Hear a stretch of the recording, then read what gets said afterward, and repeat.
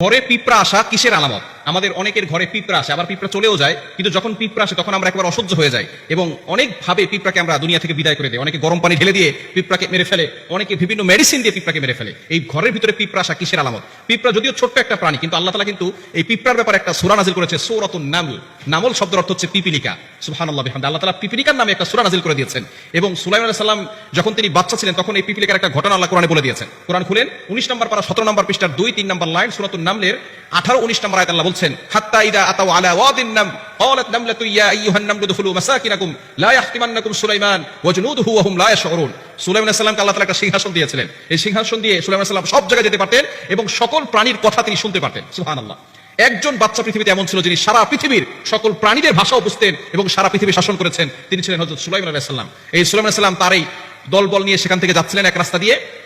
তখন যে পিপিলিকার নেত্রী ছিল তিনি একজন নারী পিপিলিকা ছিল।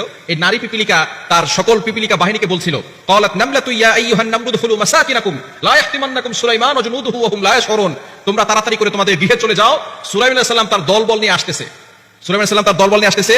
তাদের অজান্তেই তাদের পায়ের আঘাতে আমরা কিন্তু পিষ্ট হয়ে যেতে পারি। তাড়াতাড়ি সুলাইমান আলাইহিস সালামের দলবল আসার আগেই তোমরা তাড়াতাড়ি ভিতরে চলে যাও। সুলাইমান আলাইহিস সালাম এই কথা শুনলেন, শোনার পরে আল্লাহর শুকরিয়া আদায় করলেন আর বললেন, আল্লাহ, একজন পিপিলিকা সেও কথা বলছে, নেতৃত্ব দিচ্ছে, একজন পিপিলিকার মাথায় কতটা বুদ্ধি রয়েছে। আল্লাহর শুকরিয়া আদায় করলেন, নিয়ামতের শুকরিয়া আদায় করলেন। হযরত সুলাইমান আলাইহিস সালামের আরো একটি ঘটনা রয়েছে। সুলাইমান আলাইহিস সালাম একবার নদীর পাড়ে বসে আছেন, এমন সময় দেখে দূর থেকে একটা পিপিলিকা তার মুখের ভিতরে একটা গম নিয়ে সামনে হেঁটে হেঁটে যাচ্ছে। নদীর পাড়ে যাওয়ার পরে অনেক সময় ধরে অপেক্ষা করছে। হঠাৎ করে দেখে নদীর কাছে একটা ব্যাঙ এসেছে। ব্যাঙ আসার পরে পিপিলিকাটা তার মুখের ভিতরে গম নিয়ে সেই ব্যাঙের মুখের ভিতরে ঢুকে গেছে। ঢুকে যাওয়ার পরে এবার ব্যাঙটা পিপিলিকাকে নিয়ে চলে গেল নদীর তলদেশে। যাওয়ার পরে সুলাইমান আলাইহিস সালাম মনে মনে চিন্তা করলো, হয়তো ব্যাঙটা পিপিলিকা খেয়ে ফেলেছে। কিন্তু কিছুক্ষণ পরে দেখে সেই ব্যাঙটা আবার উঠে এসেছে। উঠে আসার পরে এবার দেখে সেই ব্যাঙটা তার মুখ থেকে পিপিলিকাকে বের করে দিয়েছে, তার মুখে আর গম নাই। সাথে সাথে সুলাইমান আলাইহিস সালাম অবাক হয়ে গেল, দেখলাম তার মুখে গম আছে। আবার ব্যাঙের পেটের ভিতরে ঢুকে গেছে, মুখের ভিতরে ঢুকলো। আবার দেখলাম ব্যাঙ কিছুক্ষণ পরে আবার সেই পিপিলিকাকে নামিয়ে দিল। এর কাহিনী কি? সরাসরি সুলাইমান আলাইহিস সালাম সেই পিপিলিকাকে জিজ্ঞেস করলো, পিঁপড়া, তুমি দেখলাম একটা গম নিয়ে গেলে, আমি মনে করেছি তোমাকে ব্যাঙ খেয়ে ফেলেছে, কিন্তু তোমাকে তো খায় নাই, তুমি সেই গম কি করেছো? এবার পিপিলিকা জবাব দিচ্ছে, আল্লাহর পয়গম্বর, আমাকে আল্লাহ তাআলা একটা দায়িত্ব দিয়েছেন। এই নদীর তলদেশে একটা পাথর আছে, সেই পাথরের নিচে একটা পোকা আছে, সেই পোকাটা হচ্ছে অন্ধ। আল্লাহ পাক রব্বুল আলামিন আমাকে অর্ডার দিয়েছে 3 বেলা তার জন্য আমি একটা গম করে নিয়ে যাব এবং আমাকে সাহায্য করার জন্য আল্লাহ তাআলা ব্যাঙকে পাঠিয়েছেন। সেই ব্যাঙ আমাকে নিয়ে যাচ্ছে এবং আমরা দুইজনে মিলে তার জন্য খাবার, সেই গমটা তার জন্য এক বেলার খাবার দিয়ে আসি। সুবহানাল্লাহ বিহামদি। সুতরাং যারা আল্লাহর উপরে ভরসা করে, সে যদি অন্ধ হয় আল্লাহ তাআলা তার খোঁজ খবর রাখেন। রিজিক নিয়ে টেনশন করছেন, রিজিক নিয়ে টেনশন করবেন না। এই ছোট্ট পিপিলিকার মাধ্যমে আল্লাহ তাআলা একটা গম দিয়ে অন্য একটা প্রাণীর রিজিকের ব্যবস্থা করতেছেন সমুদ্রের তলদেশে। সুতরাং আল্লাহ তাআলা যদি সেই প্রাণীকে খাওয়াতে পারেন, আমাকে আপনাকে আল্লাহ খাওয়াতে পারেন না? এজন্য আল্লাহর উপরে ভরসা রাখবেন। আল্লাহ নিজে বলছেন সূরাতুত তালাকের 2-3 নম্বর আয়াতে, ওয়া মান ইয়াত্তাকিল্লাহা ইয়াজআল লাহু মাখরাজা ওয়া ইয়ারযুকহু মিন হাইথু লা ইয়াহতাসিব।